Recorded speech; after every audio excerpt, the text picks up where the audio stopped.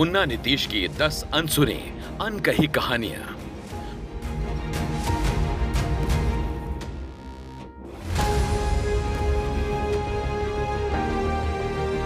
ये कहानी 1 मार्च 1951 को बिहार के नालंदा जिले के हरनौत कल्याण बिगहा में जन्मे एक ऐसे शख्स की है जिसे बचपन में लोग मुन्ना के नाम से जानते थे।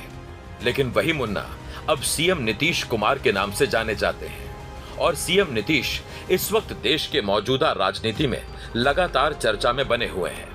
चर्चा इस बात की हो रही है कि नीतीश में आखिर ऐसा क्या खास है कि जब सारे राजनीतिक पंडितों ने उनके राजनीतिक करियर के खात्मे की घोषणा कर दी थी, तब नीतीश ने लोकसभा चुनाव में एनडीए गठबंधन के साथ बिहार में कुल 12 सीटें जीतकर सबको हैरान कर दिया।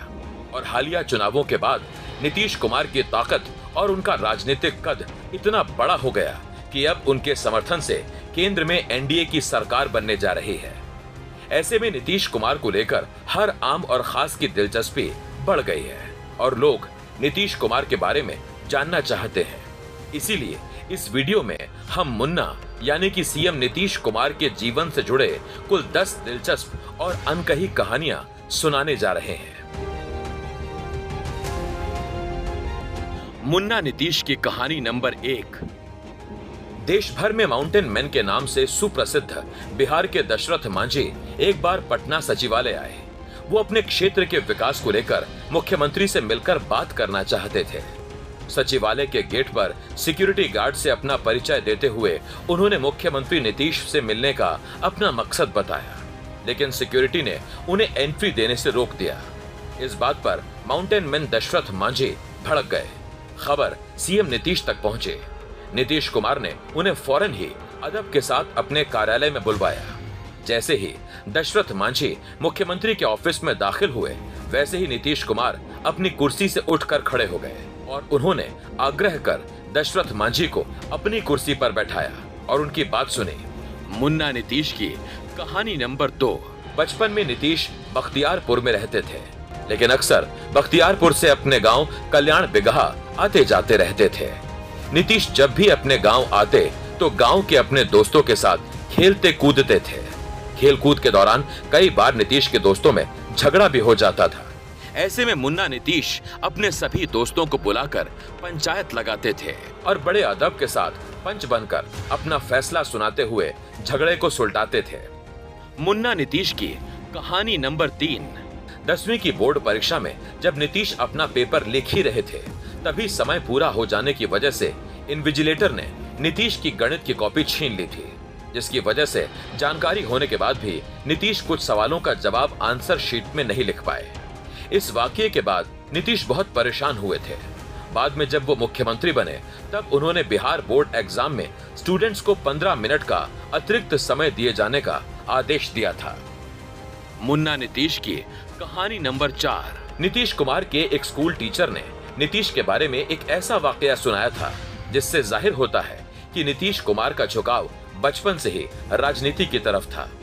हुआ ये कि 11 जनवरी 1966 को तत्कालीन प्रधानमंत्री लाल बहादुर शास्त्री के निधन की दुखद खबर मध्य रात्रि के 3 बजे रेडियो पर प्रसारित हुई। तब मुन्ना नीतीश की उम्र लगभग 15 साल थी।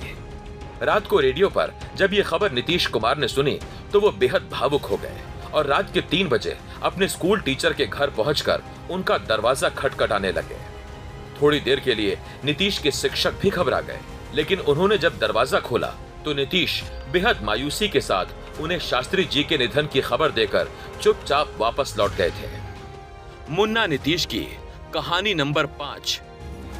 अपनी शादी के समय नीतीश ने दहेज के तौर पर मिले 22,000 रुपए अपने ससुराल वालों को वापस लौटा दिए थे और इसके बाद उन्होंने अपने ससुराल के लोगों की सहमति से कोर्ट मैरिज की थी। मुन्ना नीतीश की कहानी नंबर 6। नीतीश कुमार साल 1998 से 1999 तक रेल मंत्री थे। उनके कार्यकाल के दौरान ही पश्चिम बंगाल के गैसल में रेल दुर्घटना हुई, जिसके बाद इस दुर्घटना की नैतिक जिम्मेदारी लेते हुए उन्होंने रेल मंत्री के पद से इस्तीफा दे दिया था। हालांकि इसके बाद वो साल 2001 से लेकर 2004 तक वाजपेयी सरकार में दोबारा रेल मंत्री रहे। मुन्ना नीतीश की कहानी नंबर 7। नीतीश कुमार 2005 में जब बिहार के मुख्यमंत्री बने थे तो उसके कुछ महीनों बाद ही वो पटना के एक समारोह में मुख्य अतिथि के तौर पर शिरकत कर रहे थे। इस समारोह में स्कूलों में पढ़ने वाली कुछ दलित लड़कियों को साइकिल बांटी जा रही थी। साइकिल मिलने के बाद उन लड़कियों को मानो पंख लग गए थे। लड़कियां कतार में खड़ी होकर साइकिल चला चला कर एक एक कर जाने लगी। नीतीश कुमार उस नजारे को एक टक देखे जा रहे थे। ये नजारा नीतीश कुमार के दिलो दिमाग पर छा गया था और तत्कालीन ही उनको ये समझ आया कि बिहार के पिछड़े ग्रामीण इलाकों की लड़कियों को अगर साइकिल दे दी जाए तो लड़कियां घर की चार दीवारी से निकलकर स्कूल आने जाने लगेंगी।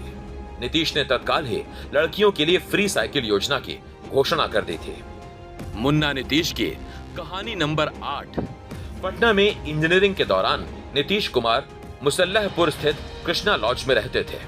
कृष्णा लॉज के ठीक नीचे मछुआरों और मेहनत मजदूरी करने वाले लोगों की घनी बस्ती थी। प्रायः रोज ही रात को शराब के नशे में धुत होकर लौटे कई पुरुष अपने परिवार और बच्चों से अकल्पनीय रूप से वैश्याना व्यवहार करते थे। रात गहराने के साथ ही लगभग रोज ही उस बस्ती में निर्दयता से पीटी जा रही महिलाओं और बच्चों की हृदय विदारक चीखें नीतीश के कानों में पड़ती थीं। इस चीख पुकार से नीतीश असहज हो जाया करते थे।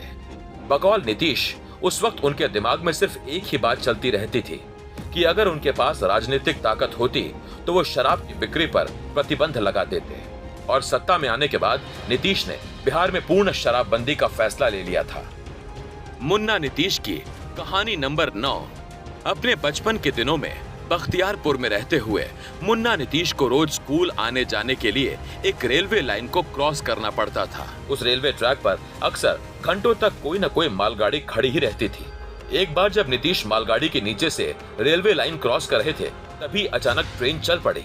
हालांकि इस वाकये में नीतीश किसी तरह बचकर सुरक्षित बाहर निकल आए थे, लेकिन नीतीश बचपन की उस घटना को कभी भूल नहीं पाए और आगे चलकर जब नीतीश रेल मंत्री बने तो उस जगह पर उन्होंने फुट ओवर ब्रिज बनवाया। मुन्ना नीतीश की कहानी नंबर 10। अपने राजनीतिक करियर के शुरुआत में ही लगातार 2 चुनाव हारने के बाद नीतीश की आर्थिक हालत बेहद खराब हो चुकी थी। उनके ऊपर कर्ज भी काफी चढ़ गया था। कर्ज से मुक्ति पाने के लिए उनकी पत्नी मंजू देवी ने नौकरी खोजना शुरू किया, लेकिन नौकरी भी नहीं मिल रही थी। उन्हीं दिनों अचानक नीतीश के नाम एक मनी ऑर्डर पहुंचा। मनी ऑर्डर की रकम इतनी थी कि उससे सारा कर्ज चुकता हो सकता था। नीतीश के चुनाव में साथ रहे उनके सारे दोस्त बहुत खुश हुए, लेकिन नीतीश ने अपने एक दोस्त मुन्ना सरकार को वो मनी ऑर्डर वापस लौटा देने को कहा। नीतीश का कहना था कि जब चुनाव खत्म हो गए तो हम ये पैसे कैसे ले सकते हैं। इस पर मुन्ना सरकार का जवाब था कि उधार तो पहले का है। नीतीश फिर भी राजी नहीं हुए। नीतीश का कहना था उधार अपनी कमाई से चुका